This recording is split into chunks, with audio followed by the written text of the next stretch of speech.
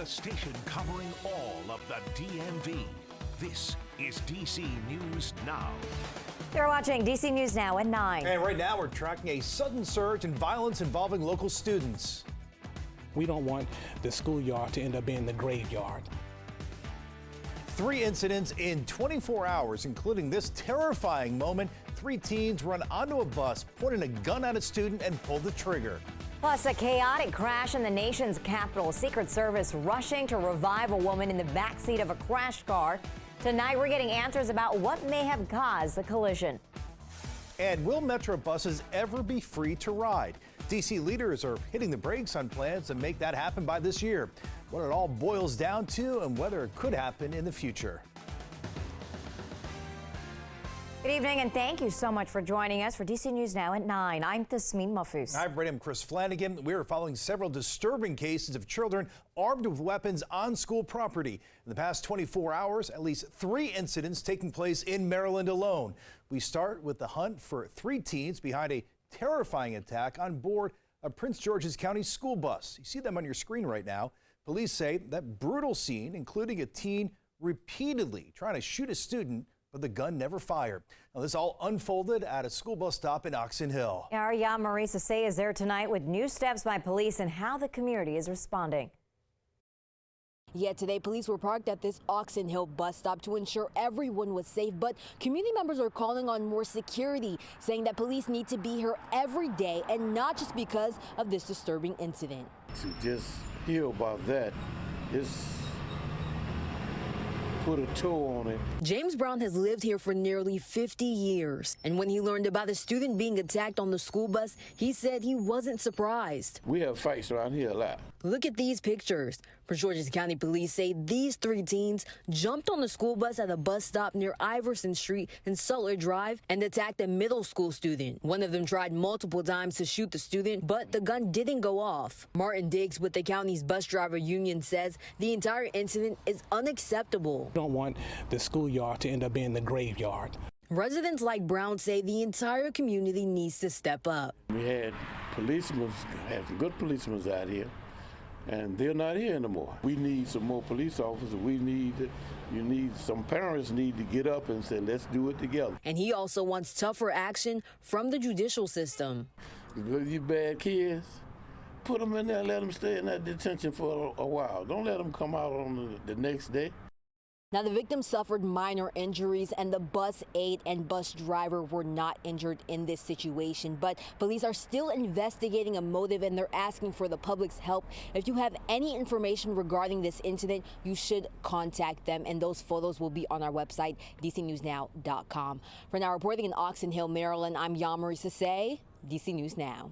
And in a separate incident in Prince George's County, we're now learning a 14-year-old boy brought a loaded gun into his classroom. Police say it happened at James Golson Middle School in Landover. The teacher alerted the school around 11 this morning after seeing that student with the weapon.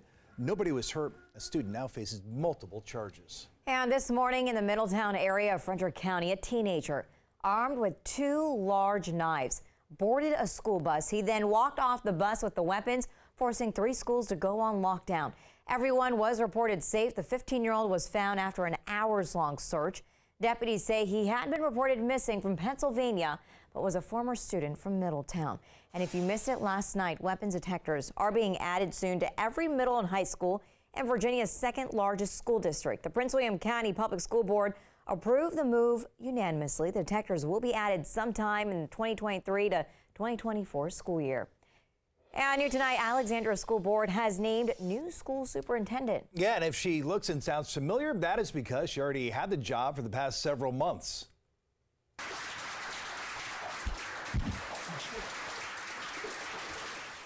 A short time ago, the district announcing that Melanie K. Wyatt will be the first black woman to lead Alexandria City Schools permanently. She has been the interim superintendent since stepping into the job after Gregory Hutchinson's resignation last year. Her career includes years of teaching special education and working as a principal in Fredericksburg. She's now tasked with leading a district that includes 18 schools and more than 15,000 students.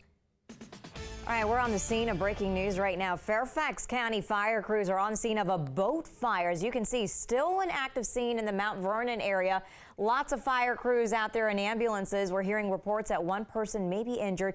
We have yet to confirm those details, though. Stay with us as we work to learn more. All right, let's get a first check on the forecast now with Chief Meteorologist Janessa Webb. Yeah, and the next couple of days look really nice, Janessa. What are we going to see? Yeah, we're super excited about this warm-up that's in store across the DMV, but we have to deal with frost concerns going into tonight for the Mountain State region. It's really above about 1,000 to 4,000 feet where you're seeing kind of that blue advisory stage being put into place. What are we talking about? Temperatures back into the lower to middle 30s, along with that snow that has fallen across that area. And so you're going to deal with some good glazing and slick spots early morning tomorrow. Now, the rest of us, we're actually starting to clear out. No advisory in place, but all of us should be prepared for the middle 30s to lower 40s for overnight lows. Frosty conditions, as I said, with that frost advisory. Well, to the west, and we have limited cloud coverage and high pressure to our west, and that's keeping us on the dry side. That disturbance we've been talking about all week long, still the leftovers impacting Philadelphia, the district, with a few spotty showers out towards Washington County at this moment. It's really on the light side, and it will continue to dissipate as it tracks farther to the south. I was thinking about your car. Should you go get it washed for tonight? That is a no. Into early morning, really, we could track in a few showers throughout your early morning hours, especially well to our west, but then throughout the afternoon into your Saturday, it's a go. Go for it. Temperatures will be into the 70s. Tracking your extended forecast coming up. And developing now at 9, we're working tonight to learn more about what caused a chaotic crash along Connecticut Avenue in Northwest D.C. One woman is dead, 2 others now in the hospital. D.C. News Now's Daniel Hamburg was on scene this afternoon right in front of the Cleveland Park Library. Joins us live in studio. And Daniel, you'll talk with a witness who saw it all unfold today. Well, Chris, I talked with an A&C commissioner who tells me he believes the driver passed out before he hit that parked car. It's unclear how the woman died, but what we do know is that none of the people who were injured because of the crash. The chaos unfolded in front of the Cleveland Park Library. A&C Commissioner Gawain Kripke was waiting for the library to open when he saw this white Mazda heading north on Connecticut Avenue when it crossed the double yellow line at a low speed and crashed into an Audi parked on the opposite side of the street. Kripke thinks the driver passed out and suspects drug overdoses after seeing EMTs using what appeared to be Narcan. He says Secret Service were first on the scene and immediately performed CPR. Employees across the street saw the commotion. A lot of policemen, of course, we are, we are nervous too. We are scared. What's happening, And then we have one customer get in, and they said, "Be careful." Kripke says a passenger got out of the car and passed out on the sidewalk. That's what he says first responders found the woman without a pulse in the back seat. DC Fire and EMS took 2 people to the hospital with critical life-threatening medical conditions. Now, we did ask DC Fire and EMS and DC Police if they are investigating this case as drug overdoses, but we were told that answer will have to come from the Office of the Chief Medical Examiner. Now, as a reminder, there are courses almost daily across our region about how to use Narcan or naloxone, the life-saving reversal medication for opioid overdoses that often includes free doses of the medication. In the newsroom, Daniel Hamburg, DC News Now. And developing now, free Metrobus rides in the district could be on the chopping block, at least for now. That's after the WMATA board asked council to delay the program by a year. Marielle Carbone joins us live from K Street downtown, which is at the heart of this whole debacle. And Marielle, ironically, it's the council's decision on how to fund the fare-free rides. That's part of what's jeopardizing this program.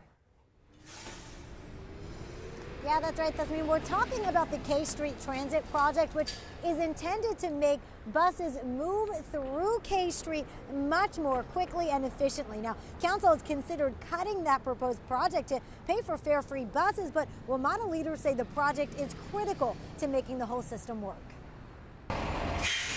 For months now, DC Council has made a big promise: fare-free Metro buses. Let's spread the love and make Metro buses free. It's a measure riders like Charlotte Copeland support. Inflation, prices have skyrocketed up, so for people to have other options would help people to be able to get into the city more accessibly. But now the project is in jeopardy, at least temporarily.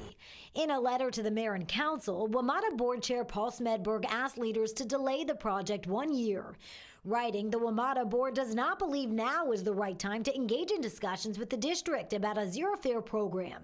He cites a looming fiscal cliff in 2025, the need to include Maryland and Virginia in fare discussions, and the city's own decision to scrap the K Street Transit project, which would create protected bus lanes on K in order to fund fare-free buses. It's an investment in better service. Councilmember Charles Allen, who is behind the fare-free Metro proposal, says he's frustrated. Writing in a statement, a one-year delay isn't the end of the world, but I do hold some skepticism about Maryland and Virginia's genuine interest in fare-free buses. It's a good thing to me. Still, some Metro bus riders, like Thomas Banks, hopes the delay is permanent.